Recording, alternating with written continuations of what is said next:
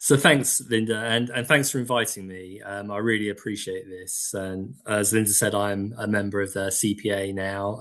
Our missions are very much aligned, as you'll see as I go through this presentation. So I think some of you are familiar with my essays. I know Linda did share them. And as Linda just mentioned, this is the subject of my next essay.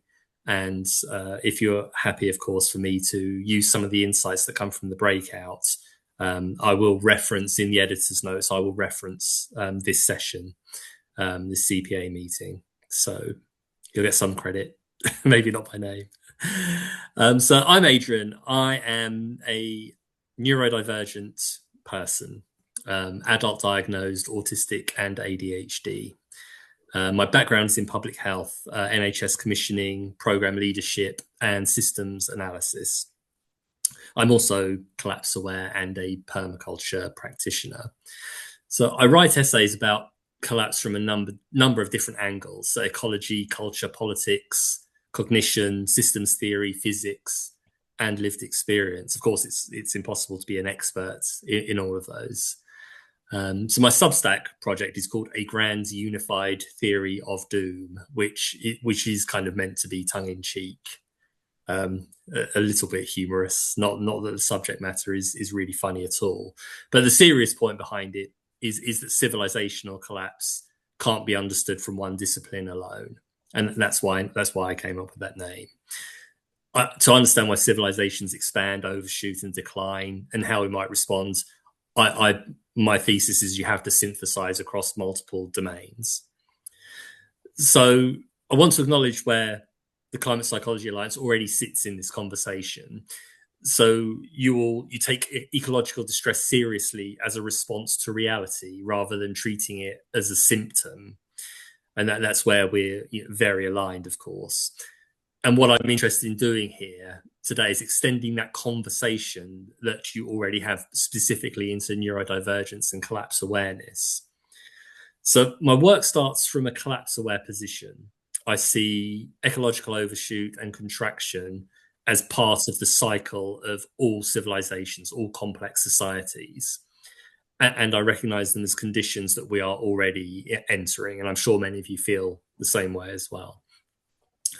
I realize that my stance may sit uneasily with more hopeful or transformational framings that some people might have. And that's absolutely fine, of course. But I'm interested in what happens psychologically, particularly for neurodivergent people, when collapse becomes a person's lived orientation.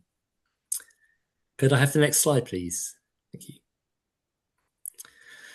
So my perspective comes from the intersection of these three elements, really. A lived experience of neurodivergence, a life of seeing patterns, seeking coherence, executive friction, and ever since I was a wee lad, feeling out of step with dominant social narratives and the rituals and customs that I saw around me.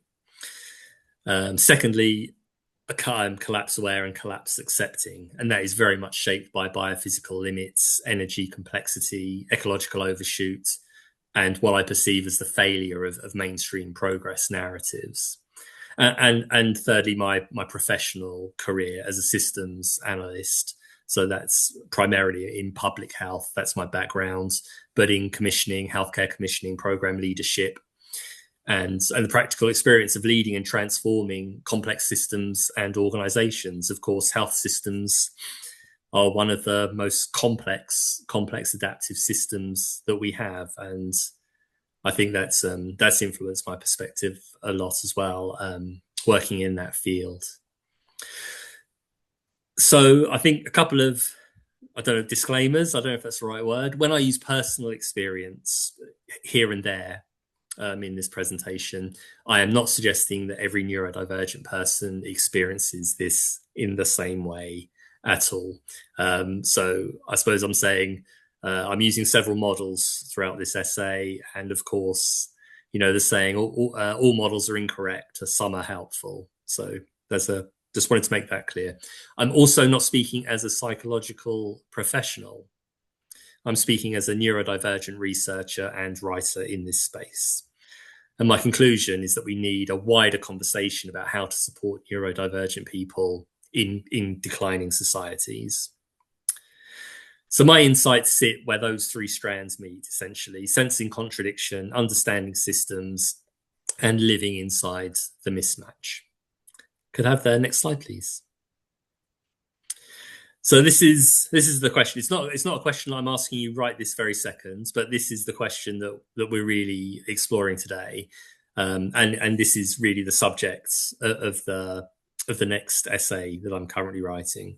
If we accept that civilization is in overshoot and collapse, how should we advocate for neurodivergent people? And I think this question really matters because many current support models still assume continuity, stable institutions, stable services, work structures that are going to persist, and stable futures. But if the wider societal and ecological context is becoming less stable, then neurodivergent advocacy may need to change. Could I have the next slide, please? Right, so as Linda shared ahead of the meeting, I've written two essays specifically on collapse, the experience of collapse for neurodivergent people, which are by far the most engaged with pieces I've written, and that came really from back when I was on Twitter before Elon Musk turned out to be the way he is. I would write kind of research threads on different aspects of collapse, and I observed that a lot of the people on Twitter in that collapse sphere, they were openly talking about being neurodivergent, ADHD or autism, or ADHD, for example, and that's where this came from, and it really has made a bit of an impact, I would say, in the collapse sphere. So I've just put up a few of the key pieces of research that went into writing this, and you'll notice that all of my essays are fully referenced if anybody wants to kind of dig deeper and see how in detail how I came to some of the conclusions that I did. So Simon Baron-Cohen's work on systemizing it was really, really useful here. So he argues that systemizing is unusually strong in autistic people, in many autistic people. So my argument, stemming from his insight, is that collapse awareness can be understood partly as a pattern recognition event where multiple signals converge, essentially. I suppose where Baron-Cohen is more optimistic about autistic contribution to techno-civilization, I'm interested in both sides of that. So neurodivergent cognition may have helped accelerate the growth phase of civilization, but it may also become useful on the way down. Dupuy and colleagues, they discuss intense hyperfocus in autistic adults, attention sustained by internal compulsion rather than by choice. That matters because for many neurodivergent people, once a contradiction becomes salient, you can't drop it. You can't leave it alone. It's an itch you have to scratch, so to speak. And another key piece of research here that I drew on was Yafai and colleagues, who did a really excellent study into autistic children and found they were less likely to conform in misleading conditions compared with neurotypical children. So that matters, of course, because collapse awareness often involves reduced reliance on social consensus. I mentioned in the introduction my own experience there of finding many customs and rituals quite baffling. And if there are neurodivergent people here today, and I believe there are maybe one or two, I'd be really interested to know if that resonates with you as well.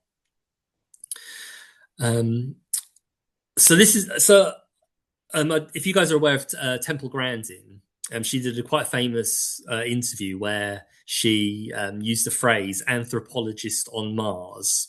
And I think that's really helpful. And I personally, again, really recognize that, where you're living inside a culture, but you don't fully understand or recognize its assumptions. And I think when you're in a state of ecological decline, like we are now, that amplifies essentially. So you can see people around you continuing with their careers, having babies, voting, consuming, developing their plans for the future, while you recognise that the ecological and material basis of everyone's life is actually fraying. I've got a lot here to get through. I've realised now I'm going to have to really be picky about what I say. I think a key point here that I make in the essay is that for many neurodivergent people, coherence takes primacy over comfort or feeling secure. And it kind of goes back to what I was saying earlier about an itch you have to scratch. Looking at my research and my own personal experience, I think there has, for neurodivergent people, there often needs to be alignment between perception and action.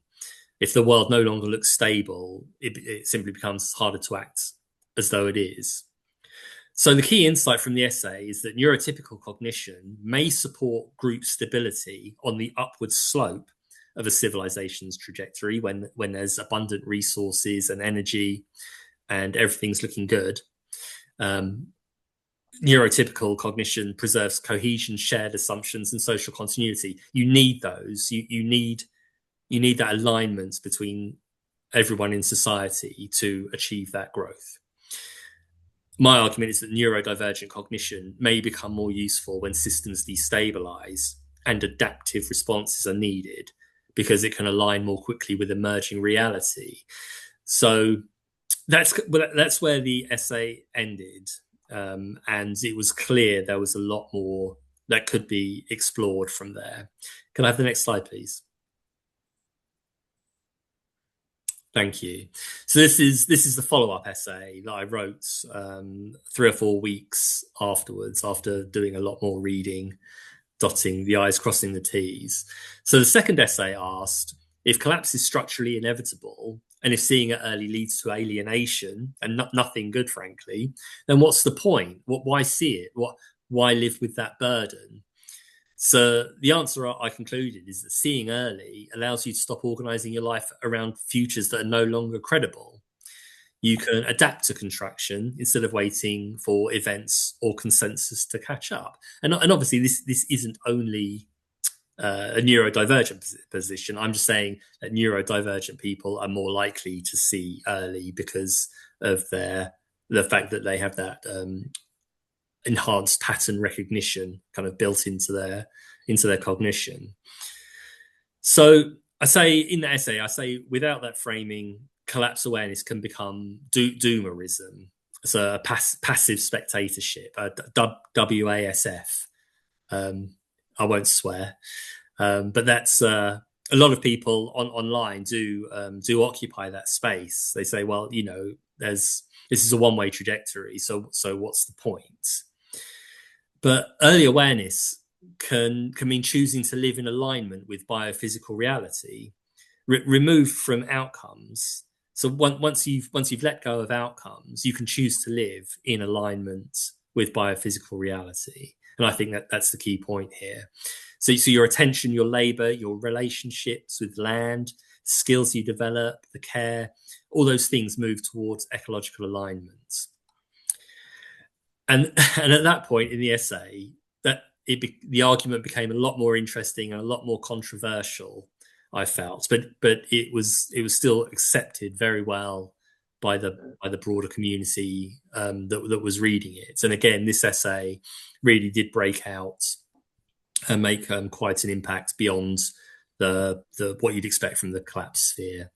If I'd written a piece about thermodynamics or something a bit drier like that, this definitely broke out. So I argue that neurodivergent traits persist because they widen the species' adaptive range across periods of instability.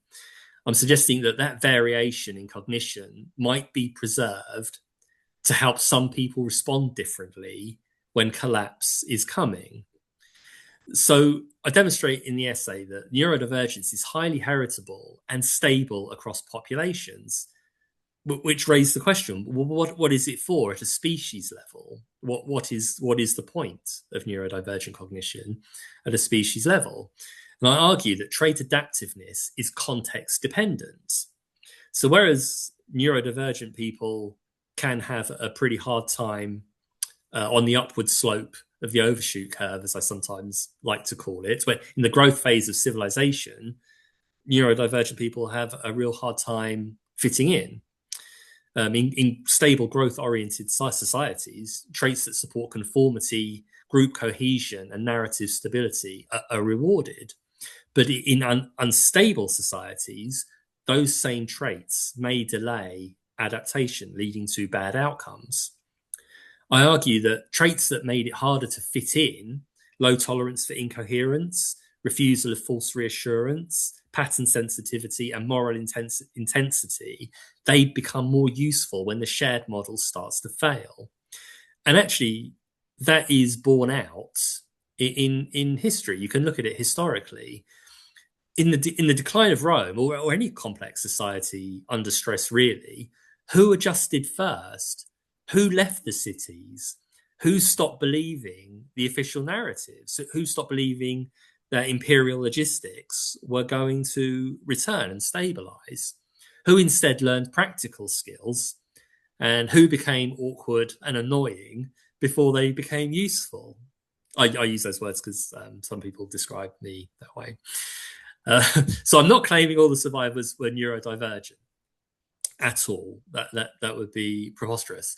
But I'm asking, does adaptive variation matter more when the shared model of reality breaks? And it is interesting, especially with the example of Rome, really small communities survived the collapse of Rome.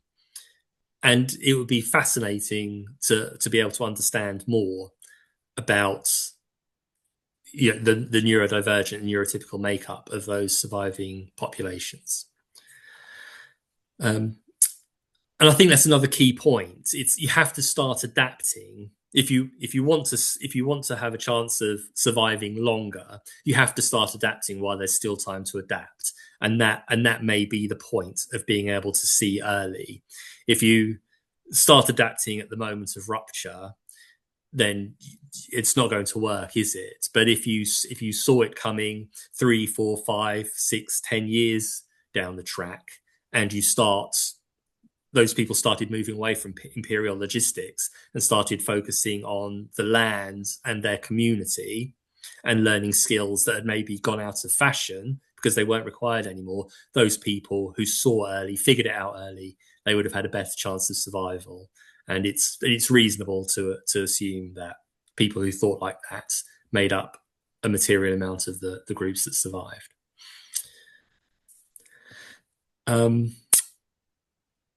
So I wanted to mention masking here. And I refer to it in the essay. So masking is the learned neurodivergent practice of suppressing or modifying natural ways of thinking, communicating, and behaving in order to meet social, professional, or institutional expectations. And it carries a significant cognitive and emotional cost. So I'm saying if neurodivergent perception carries adaptive value in uncertain times, then also attempts to cure it, suppress it, or normalize it, and I quote directly from the essay, it may reflect a civilization-specific bias rather than a species-level insight. So again, this is a bold and controversial claim, and I'm not stating here as absolute truth, but I'm laying it out as a viable theory, that the idea that it is something that should be cured, neurodivergence is something that should be cured, could actually reduce the species' chance of survival as they go into uncertain times. So the second essay ends with a sequence that is quite central to the whole thesis, and that is that early seeing leads to realignment, realignment leads to ecological engagement, and ecological engagement leads to new roles. And that's why awareness matters. The point of it isn't to save civilization, but to change what becomes important to us so that we can live in alignment with biophysical, ecological reality. Could I have the next slide, please? Thanks. And just to let you know, we've got, say, 15 minutes. Oh, good heavens. Okay, I will speed up. Thank you. So the core argument that I'm making here is that everyone experiences the same reality, regardless of your neurotype, but it's processed and metabolized differently depending on neurotype. So I'm not describing a hard binary. I know there's still a lot of controversy around discussing the role of the term spectrum when it comes to autism, for example, neurodivergence. Here, I think the spectrum framing is really useful. But as a model, the contrast definitely helps because everyone gets the same signals, right? Climate data, ecological decline, cost of living pressure, political incoherence, repeated crises, etc. The divergence comes from what happens to those signals. So some people can keep them separate, others start to see pattern convergence. And again, that's a mechanism I really focus on in the essay. So some humans can leave contradiction unresolved, others are compelled to align it. Some people are reassured by social consensus, others place very little trust in consensus when the evidence points the other way. And over time, I argue that those differences compound. Could I have the next slide, please? So this is the processing model. It's a model I've developed. It's quite simple. And so what I lay out essentially several stages and how they're processed, again, not as a hard binary, but on a spectrum. Salience, processing, filtering, accumulation, threshold, and after. So for many neurodivergent people, pattern and contradiction become very hard to ignore. And again, that was very much my experience leading up to becoming collapse aware. So many people have access to the same information, but the question is what that contradiction does once it enters the equation. For one person, the contradiction moves to the foreground. For another, it stays in the background. So for example, salience. For a neurodivergent person, pattern and contradiction might be more likely to stand out. Whereas for a neurotypical person, continuity may remain available. And the example there is targets versus reality. So before I became collapse aware, I was engaged in climate activism, and I saw every year there was a COP. Every year there was agreements. Every year developments in renewable technology were lauded, but I didn't see any evidence that the environment was improving or that the energy mix was moving in favor of renewable energy over fossil fuels. So that's what I'm referring to there.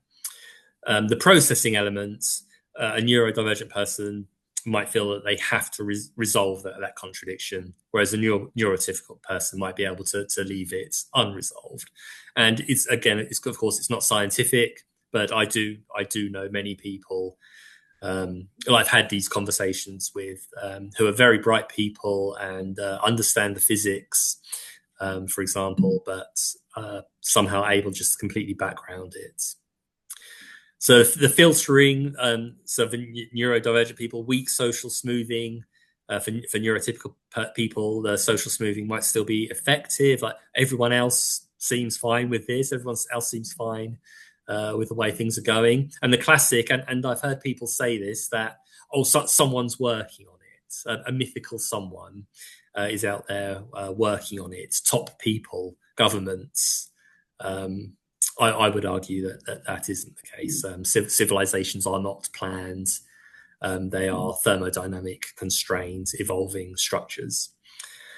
Accumulation, signals stack. For a neurotypical person, they might be able to dampen them. And again, those repeated failures, those repeated attempts to improve the outlook, to improve the energy transition, to improve reduce biodiversity loss, for example. I argue that for neurodivergent people, the model eventually breaks. There's a threshold where enough signals have stacked that the model breaks. But for a neurotypical person, the model may be able to remain intact for longer. And afterwards, I argue that neurodivergent people are less likely to be able to unsee it, and neurotypical people can restabilize and return to business as usual. Could I have the next slide, please?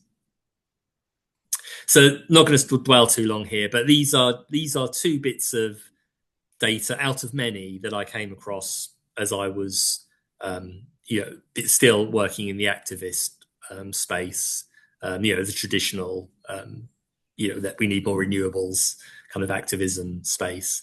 The first one, the size of the world population over the long run, it wasn't exactly that diagram. This is quite a new one.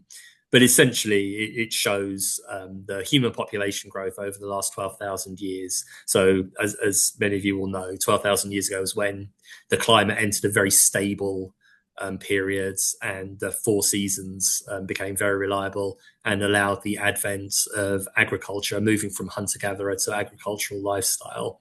And you can see that the population grows very, very slowly during that period of agriculture. And of course, as we began to trade greater distances and build cities, the population grew. But then, of course, just a matter of a couple of 100 years ago, something happened, which is very, very clear on the chart. And that's clearly when we found that we could use fossil fuels to realize as a species our biotic potential. So human population, given adequate energy, can double every 40 years. And that's what we've seen over the last couple of 100 years. Now, when I first saw that data, it felt like I was punched in the face, right? I was dazed and disoriented. And this, of course, is in the public domain, but it's not on the 6 o'clock news, of course. But I think if you're seeing that things aren't changing, things are getting worse, there's language of improvement, people often do seek out information and I argue that neurodivergent people are more likely to do this because they require coherence. When people are saying everything's fine, it's getting better, and they see it isn't. This is the kind of information I think you'll find. But I've shown this chart to many people, and it doesn't really have any impact. To me, it's quite strange, but I do understand. I do understand why, if looking through a neurodivergent, neurotypical lens. And the other one, of course, is the global CO2 emissions mapped against the COP conferences, where you can see that, it's quite a simple model, but the COPs haven't arrested the increase in CO2 emissions. Can we have the next slide, please?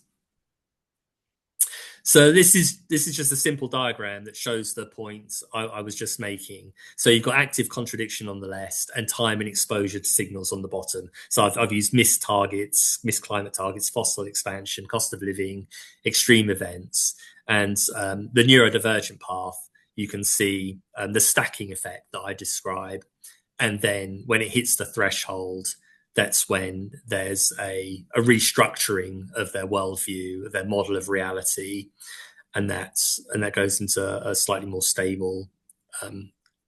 I'll talk about coherence load in a minute. You can see from the neurotypical, there might be some slight bumps, ups and downs, but the fact that they're more focused on social smoothing, more focused on continuity as a story, and dependent on that for stability, they can, over time, even hitting that threshold, they will retain their view that everything's fine, progress is inevitable, there's no problem that humans can't solve, essentially. So going back to the neurodivergent path, I described that period after the threshold as a period of coherence load. So I describe coherence load as the cost of continuing to function inside systems, institutions, and future stories that no longer make sense. So holding a reality internally while performing another externally. And I think that can show up as fatigue, detachment, irritability, reduced motivation, and difficulty staying invested in ordinary structures like college or school or work, for example, are the obvious examples. Can we have the next slide, please? Just giving you a time check. We've just got, say, 5 minutes. Okay, Thank you very much. So yes, so after divergence, I say once the contradiction is noticed, the neurodivergent mind is more likely to keep returning to it. This doesn't add up, becomes an unresolved problem, and there's pressure to make the model make sense. So that at this point is where lived experience begins to diverge, and I think this is a very profound moment that this happens, and the issue becomes whether you can actually continue participating in a shared story that no longer feels true. Could we have the next slide, please? So this is where social reassurance becomes important because, like I said earlier, belief like someone must be working on it can settle the system for some people. It says the hive mind, the group, society still believes that this is manageable. But if social consensus doesn't carry much authority for you, that reassurance may not settle anything. In fact, it might worsen the problem because reassurance becomes another part of the mismatch. So social reassurance only works if the social model still feels credible. And that's where double masking comes in as a concept. So some people are masking twice. Remember I mentioned masking earlier, the neurodivergent habit of concealing their true selves in order to fit in with the society, which is very, very tiring, cognitively very exhausting. Well, some people are doing that twice, masking neurodivergence and masking the fact that they feel the shared future is no longer believable. And that can lead to epistemic injury. If they're being challenged and told, you're just being a catastrophizer, that can lead to epistemic injury, where you're not only seeing collapse, you're being asked to doubt the very perception that allowed you to see it. Could I have the next slide, please? Thank you. So this is just another way of showing that pathway from when a neurodivergent person hits that threshold moment. And so I argue that the importance of awareness, given everything I've said, is that it changes your orientation, where you focus your time and attention, your priorities, what is worth doing now that your worldview has so fundamentally shifted, what you can no longer pretend, or what no longer has value. Pretending is still relevant, even though people around you are still in that paradigm. And adaptation, of course, how life is reorganized. And the question I put there: what do we know to be true, and how do we live with this knowledge? That's what happens, I believe. That's where we should focus, I believe, after that threshold moment. Could I have the next slide, please? Okay. Right. So I don't want to spend too much time here because I'm running short of time, but we are getting close to the end of the presentation. Right. So again, I am not a professional psychologist. I'm a neurodivergent researcher writing in this space. I really have to hammer that point home. So I did look at the NICE guidance for autism, ADHD, and mental health support for neurodivergent people. And I looked at them specifically through the framework that I've been developing, that I've been talking to you about today. So broadly, I think it's pretty good for what my opinion is worth. NICE guidance already recognizes that neurodivergent people need adapted, context-sensitive support. For autism, guidance supports structured, concrete, adapted approaches and attention to communication, sensory needs, social context, and environment. For ADHD, the guidance recognizes environmental modifications. For mental health difficulties, the principle is to treat coexisting conditions using the relevant guideline, but adapt the delivery for neurodivergent people. Now, that is all useful, broadly very good, I think, but potentially very limited too, because the environment's usually framed as locally, home, school, work, services. But my question is, what happens when the wider environment becomes destabilized, so societally and ecologically? If environment matters clinically, as is clear in the guidance, then the stability or instability of the wider social and ecological environment can't be irrelevant. That's the key point I'm making there. And can we go to the next slide, please? So neurodivergent collapse awareness can be understood as altered contradiction processing. That's a very brief summary, I think, of what I've laid out here today. Contradiction is detected, the social elements works less effectively, signals accumulate until the dominant model of reality breaks, and the resulting distress may include anxiety, but it is also coherence load, the cost of continuing to function inside systems and narratives that the person no longer experiences as true. And I think that has real implications for support, advocacy, and clinical thinking. Can we have the next slide, please? So I think current guidance is really helpful, but may be incomplete when the wider social and ecological context is itself becoming unstable. So my thesis challenges the mental health symptom default. Nice. That's the National Institute of Clinical Excellence. So they create the guidelines. Sorry, you can tell I'm NHS background. I've tried not to be. I use too many acronyms. So they come up with the clinical guidance that the NHS broadly uses in the UK. So the National Health Service in the UK, the clinical pathways are broadly based on NICE guidance, the NICE clinical pathways, and they're often updated every 5 or 6 years. My thesis challenges mental health symptom default. I argue that collapse awareness is reality orientation, not a symptom. My model challenges reassurance as a therapeutic reflex, and that's where I argue that could lead to epistemic injury if you're reassuring someone who has already broken away from the dominant model of the progress of society. Trying to reassure them can fail when it asks someone to return to a model of reality they've already left. And I think my thesis challenges inclusion as the end point of neurodivergent advocacy, essentially because what if the systems into which people are being included are themselves becoming less stable and less adaptive? It really challenges the deficit reading of autistic traits. I'm not saying that being autistic doesn't have some challenges, but what I'm saying is that trait adaptiveness is context dependent.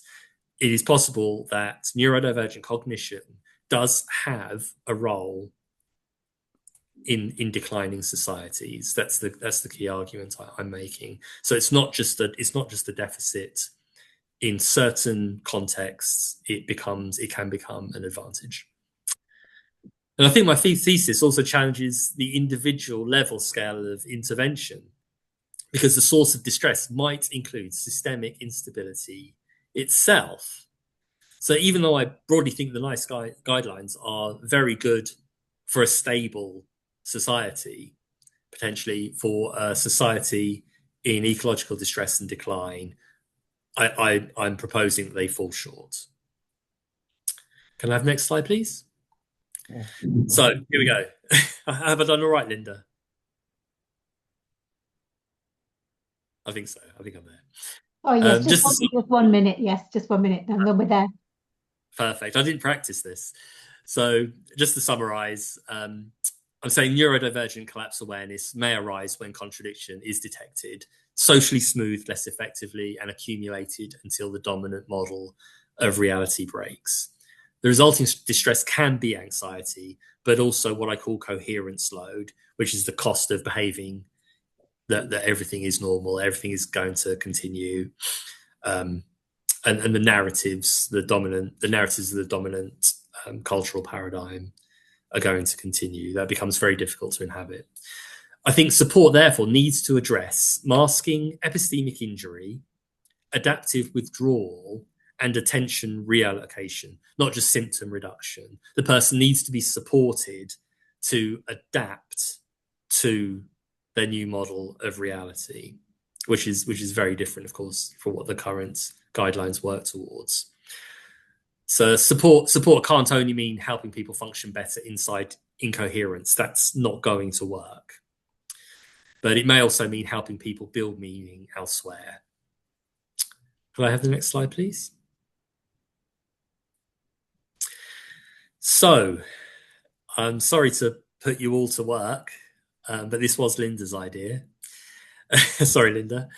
So there's two questions I would very much be grateful and like you to look at in the breakout. Oh, epistemic injury. Yes, sorry. So what I'm saying is that if someone has already done that internal work of remodeling their understanding of reality, they see through what I sometimes write about the Charles Tart's consensus trance. People can see that they've re-internalized a new model of reality, of ecological reality, that's not smoothed by their culture. But then they're in maybe having a therapeutic intervention and being told that they're wrong, they're being reassured that actually everything's fine. That can cause epistemic injury because they've changed their worldview based on an evidence-based approach, but then they're being told that they're wrong, that everything's actually fine. Oh, gaslighting. Okay. Yes, yes. Although I think, just to say, I think gaslighting might be intentional, whereas if someone delivering a therapeutic intervention was doing this, it may be more. It wouldn't be deliberate. They're doing it because that is genuinely their stance. Okay, but that's a really good point. There's a really good parallel there with the net effect would be the same on the individual. So I think that is a really good point, sir. No, thank you for making that. So yeah, so the two questions, and I'd like you to spend more time on the second one, if that's okay, than the first one.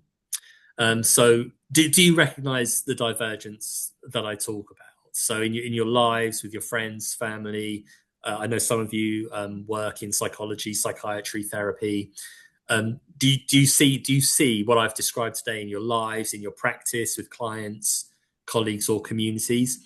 I'm interested in patterns of processing primarily, not just stated beliefs. So do you see those patterns that I'm talking about, that accumulation of signals, that threshold effect? But the second one, what makes sense under pressure, as I've said here, the focus on the next essay that I'm writing, that your input will help create. I want to know, what does neurodivergent advocacy become? A system strain? What support still works when consistency breaks down? What becomes essential? What can be left behind? The focus should be on what is practical and durable, realistic, achievable, not ideal clinical models, because that may not be appropriate, as systems have less resources to put into services. You're very unlikely to get an ideal model. But what still makes sense when conditions become less reliable? How should we advocate for neurodivergent people in a collapsing society? So, like I say, a short amount of time on the first and a bit more time on the second. And I'll hand over to you, Linda. Thank you very much. That was just fascinating.